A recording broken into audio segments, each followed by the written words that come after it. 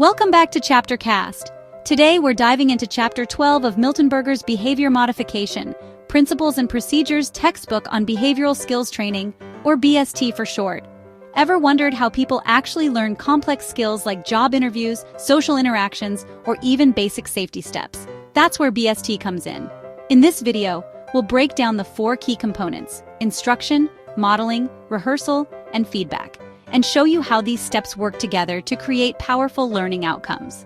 Whether you're a student, an ABA practitioner, or just curious about how behavior skills are taught and mastered, this chapter has strategies you can apply to the real world right away. Let's get started.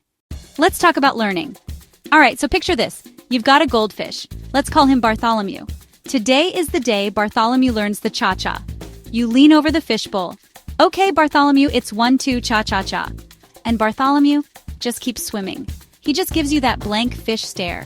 You try showing him a video of Dancing with the Stars. Nothing. You even try moving his little fins. But that just gets weird for everyone. It's frustrating, right? You know what you want him to do, but he's just not getting it. We've all been there, maybe not with a goldfish. Maybe you're trying to teach someone something new, or trying to learn something ourselves. Learning new things can feel just like that. It can feel like you're speaking a different language. Maybe you're trying to teach your grandpa how to use his new smartphone, and he keeps trying to answer it like it's a banana. Or maybe you're trying to learn how to bake a cake, and the instructions say, fold in the egg whites. And you're like, fold them? Like laundry? Do they have tiny little clothes? It's confusing. We've all had those moments where we just wish someone could show us, let us try, and then tell us if we're doing it right. You know, without making us feel like we have the brain of a goldfish. Wouldn't it be great if there was a simple step-by-step method for learning almost anything? A method that's not just about reading a manual or watching a video, but about actually doing the thing? Well, I have good news for you. And it doesn't involve dancing fish, I promise. Okay, so let's break it down. Behavioral Skills Training, BST. What is it? Don't let the fancy name fool you. It's not about training your dog to stop stealing your socks. It's a teaching method, a really, really effective one. Think of it as the ultimate show and tell for learning new skills. It's a hands-on, 4-part recipe for teaching someone how to do something new, and do it well. Not just reading a book or listening to a lecture. It's about doing. At its heart, BST is simply a combination of 4 key elements: providing instructions, demonstrating the process, allowing the person to practice, and offering helpful feedback. That's it. It's the magic formula. It's like learning to ride a bike. Your parent didn't just hand you a book called The Physics of Cycling and walk away. No, they told you what to do. Put your feet on the pedals. They showed you, maybe by riding their own bike. You tried, wobbles, maybe a crash into the bushes. They gave feedback. Try looking ahead, not at your feet. That's BST in a nutshell. Why is this so useful? Because so many things in life are skills. Think about it. Giving a good presentation at work is a skill. Comforting a friend who's having a bad day is a skill. Asking a barista to remake your coffee is a skill. BST gives us a clear, structured way to teach and learn these skills, taking the guesswork out of it. It's a practical tool for real-life situations, not just some abstract theory from a textbook. So when you hear behavioral skills training, think of it as awesome skill coaching. It's a positive, supportive way to empower people. It's used by therapists to teach social skills to kids, by companies to train employees on safety procedures, and by parents to teach their children how to tie their shoes. It's versatile, it's powerful, and it's based on a very simple idea. People learn best by doing. So whenever you need to teach a new skill, whether it's to your team, your child, or even yourself, BST is your new best friend. It's the difference between saying good luck and saying let's do this together. All right, let's get into the nitty-gritty, the 4-step dance of BST. This is the core of the whole thing, the secret sauce. It's simple, it's logical, and it works. The 4 steps are instructions, modeling, rehearsal, feedback. Think of them as the 4 legs of a very stable, very good at teaching table. You need all 4 for it to work perfectly. You can't just have 1 or 2. That would be a wobbly table, and nobody wants that, especially if it's holding your coffee. So let's break down each step. It's easier than learning the Macarena, I swear. First up, we have instructions. This is where you tell the person what you want them to do. However, here's the key. You must be clear and concise. No long, rambling speeches. This isn't your Oscar acceptance speech. You need to break the skill down into small, manageable steps. For example, if you're teaching someone how to give a good handshake, You wouldn't just say, shake their hand. First, make eye contact and smile. Second, extend your right hand. Third, apply firm but not crushing pressure. Fourth, shake up and down 2 or 3 times. See? Simple, easy to follow. The person knows exactly what's expected of them. Next, we have modeling. This is the show me part. After you've given the instructions, you demonstrate the skill yourself. You become the actor in your own little movie. So for our handshake example, you would actually find someone and demonstrate a good handshake right in front of the learner. The learner gets to see, in real time, exactly what the skill looks like. This is so important because we humans are visual creatures. We learn by watching. It takes the skill from being an abstract idea in their head to a concrete action they can see. Then comes the fun part, rehearsal. This is where the learner gets to try it for themselves. It's their turn in the spotlight. It's showtime. This is the most critical part of learning. You can't learn to swim by standing by the pool. You have to jump in. So you'd have the person practice the handshake with you or someone else. This is their chance to put the instructions and the modeling into action. It might be a little awkward at first. They might give a dead fish handshake or squeeze a little too hard. That's totally okay. The point of rehearsal is to practice in a safe, supportive environment where it's okay to make mistakes. And finally, we have feedback. This is where you become the coach. Right after the rehearsal, you tell the person what they did well and what they could improve. And you have to be specific and positive. Start with the good stuff. You did a great job making eye contact and smiling. That was so welcoming. Then offer a gentle correction. Next time, let's try to make the grip just a little firmer. Let's try it again. Feedback closes the loop. It helps the learner know what to keep doing and what to change for next time. It's the high five and the helpful tip all rolled into one. And then you do it again. Rehearse feedback until they've got it down. See? Simple. So this BST thing sounds great in theory, right? But where do you actually use it? The answer is everywhere. This isn't some lab experiment that only works under perfect conditions. BST is out there in the wild, making a difference. It's like a bag full of fun tricks for teaching skills. You can use it at work. Let's start with the workplace. Imagine you're a manager and need to train a new employee on how to handle customer complaints. You could give them a manual, but we all know how that goes. Instead, you use BST.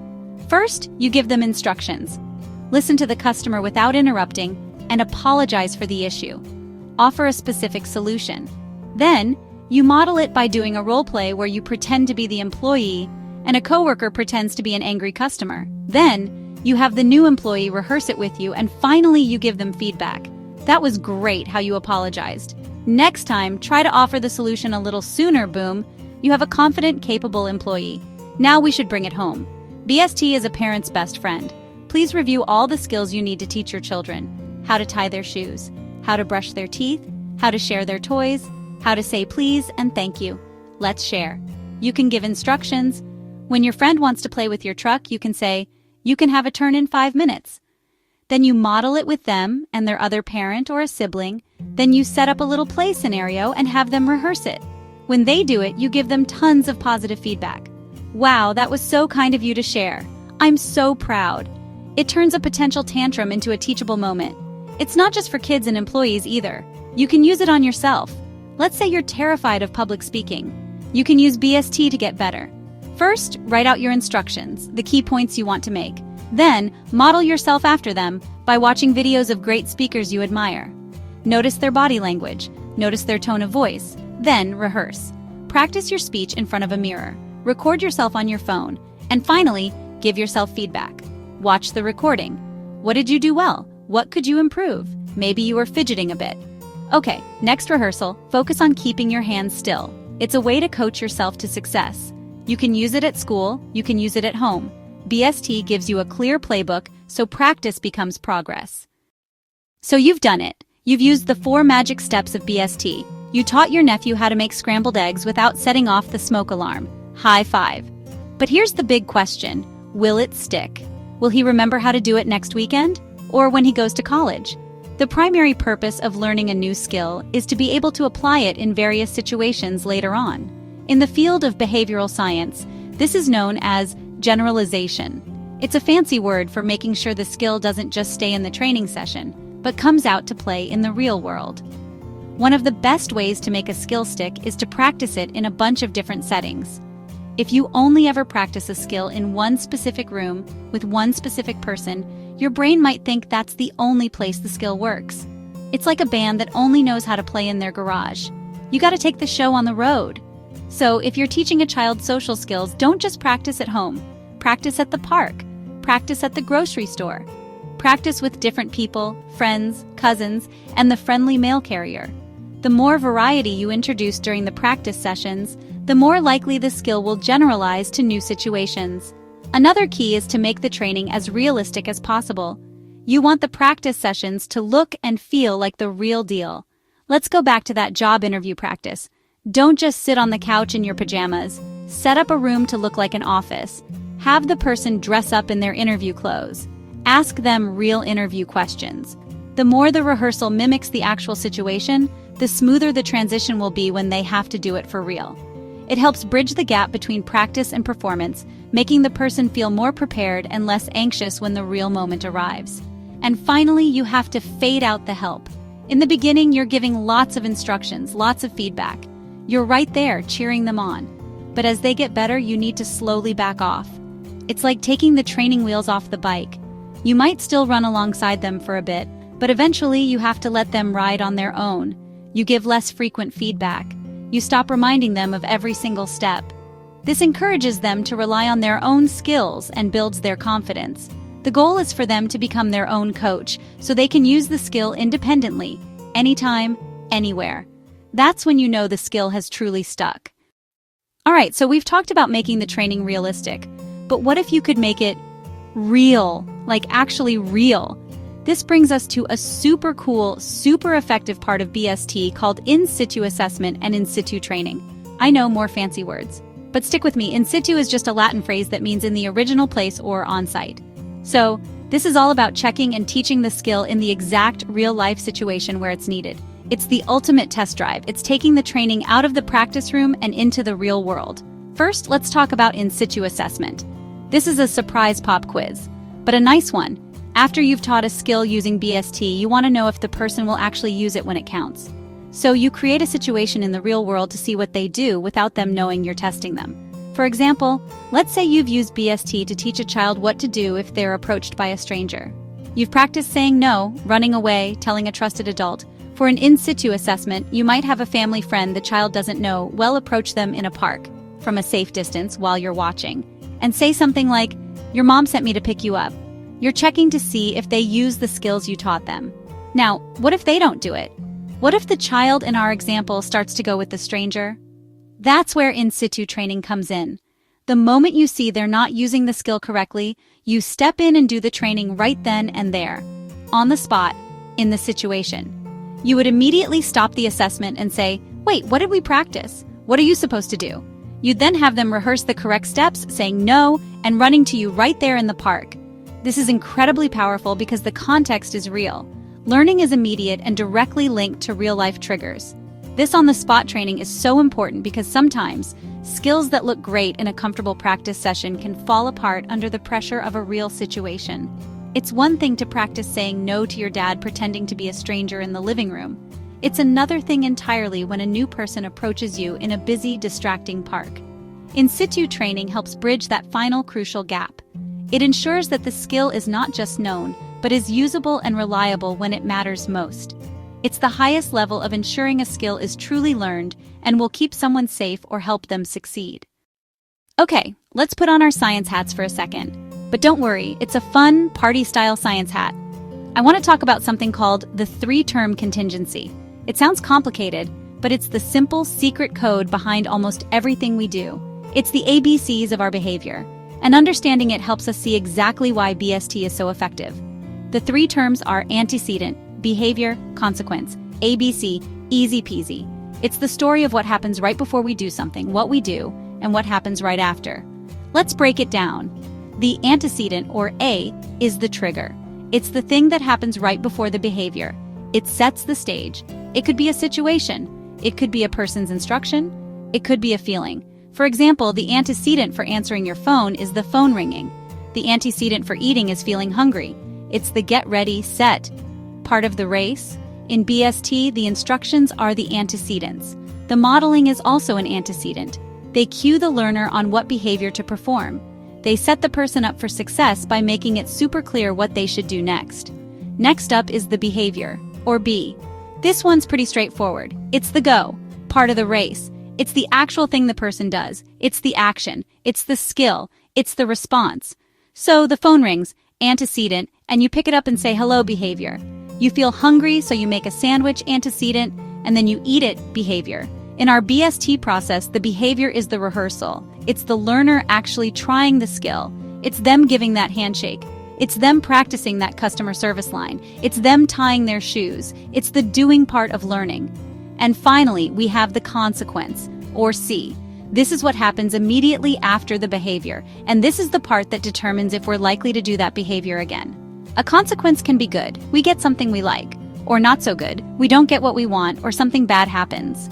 If the consequence is good, we're more likely to repeat the behavior. In BST, the feedback is the consequence. When the learner rehearses the skill correctly, they get praise and positive reinforcement. Great job! You did it! That feels good. That's a rewarding consequence. It makes them want to do it again. The corrective feedback also helps, as it leads to improved performance and more praise next time. BST is designed to load up the learning process with positive consequences, which is what makes the new behavior stick. Learning on your own is great, but sometimes learning with a team is even better. It's like singing in the shower is fun, but singing with a whole choir is powerful. That's the idea behind group behavioral skills training. It's taking the same 4 steps: instructions, modeling, rehearsal, and feedback, and doing them with a group of people all at once. It's efficient, it's dynamic, and it has some really cool benefits you can't get one-on-one. So let's talk about why learning in a group can be so awesome. First of all, it's efficient.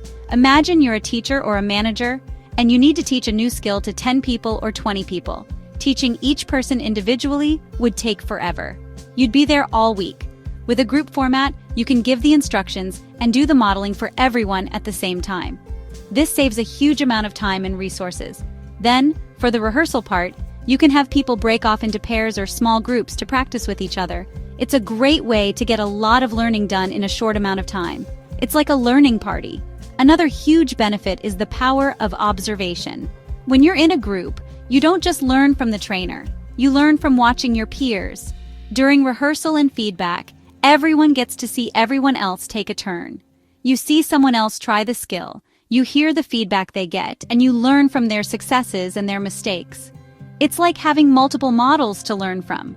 Someone might try the skill in a way you hadn't thought of, or they might struggle with the same thing you're struggling with, which can make you feel less alone. Group training also provides a fantastic opportunity for practicing with different people. In a one-on-one setting, you only rehearse with the trainer. But in a group, you can pair up with different partners for each practice round. This is amazing for generalization. If you're learning how to introduce yourself, practicing with shy Kevin, outgoing Maria, serious David helps you adapt your skill to different personalities. It makes the skill more robust and ready for the real world. It's built-in variety. And finally, there's the support. Learning something new can be intimidating. But when you're in a group, you're all in it together. You build a sense of community. You cheer each other on. People give each other high fives. Feedback often comes not just from the trainer, but from peers as well, which can feel less intimidating. It creates a positive, encouraging atmosphere where everyone feels safe to try, fail, and try again. It's a group hug for your brain, and that kind of supportive environment makes learning so much more fun and effective. Okay, so by now you're probably thinking, this BST stuff is pretty cool, but how do I actually use it, like tomorrow? I'm so glad you asked. You don't need a PhD or a fancy certificate to start using BST. It's about being a little more intentional in how you teach and learn. Being a better coach to the people around you. Being a better coach to yourself. Here are some simple, practical tips to add BST to your personal toolkit. Think of it as your cheat sheet for being an awesome teacher. First, keep instructions simple and break them down. Our brains can only process a limited amount of information at once. Don't give a 5-minute speech. Think in bullet points. If you're teaching your kid to make their bed, don't just say make your bed. Break it down. First, pull up the flat sheet. Second, pull up the big blanket. Third, put the pillows at the top. Small steps are less overwhelming and easier to remember. And always ask, does that make sense? Second, don't be afraid to be a model. Often we tell people what to do. However, showing them is far more powerful. Want your kids to be more polite? Model it yourself. Let them see you saying please and thank you to the cashier. Want your team to be more collaborative? Model asking for input in meetings. Your actions are a powerful teaching tool. Show, don't just tell. When modeling, discuss what you're doing and why. See how I'm holding the door for this person? It's a nice thing to do. Third, make time for practice. This is the step people skip the most. Create low-stakes opportunities to try. This is what role-playing is all about. It feels silly, but it works. Practice asking for a raise with a friend. Practice that difficult conversation with your partner. Let your kid practice ordering their own food while you help. Practice makes progress. Finally, become a master of positive and specific feedback. Notice what people are doing right. Start with a compliment. I really liked how you. Then offer just one small suggestion. Next time, maybe try. This makes people feel encouraged, not criticized. And remember, this applies to you as well. Be your own cheerleader. Celebrate the small wins. Be kind to yourself. That's how you build skills and confidence that last. So, there you have it. Behavioral skills training. It's not so scary, right? It's not some complicated psychological jargon. It's just a simple, powerful, incredibly human way to teach and learn. It's about giving clear instructions, showing how it's done, creating a safe space to practice, and cheering each other on with helpful feedback. It's the cha-cha for your brain. Now you know the steps, from teaching a child to tie their shoes, to training a team on a new procedure, to even teaching yourself a new skill. BST is your go-to guide. It's a recipe for success, and you have all the ingredients. We've covered a lot. The 4 core components are instructions, modeling, rehearsal, and feedback. We've seen how you can use it everywhere at your job and at your home. We learned how to make skills last by practicing in different situations and by making it realistic. We even dipped our toes into the real world with in-situ training, the ultimate way to ensure a skill is ready for prime time. Antecedent, behavior, consequence, and learning in a group can make it even more powerful and fun. What I love most about BST is that it's built on kindness and respect. It's not about pointing out what someone is doing wrong. It's about building them up and giving them the tools and the confidence to succeed. It's a hopeful and optimistic way of looking at personal growth. And I think we could all use a little more of that in the world. So I encourage you to go out and try it. Start small. Pick one little skill you want to teach your child. Pick one little skill you want to teach your friend. Pick one little skill you want to teach yourself. That wraps up Chapter 12. If this walkthrough was helpful, please give the video a like so that other students can find it too. You can always use the timestamps to review key sections or head to the playlist to continue with the next chapter. Subscribe to ChapterCast for more chapter-by-chapter study guides, and let me know in the comments which concept you'd like broken down next. Thank you for learning with ChapterCast, where textbooks become study-friendly lessons. See you in Chapter 13, Understanding Problem Behaviors Through Functional Assessment.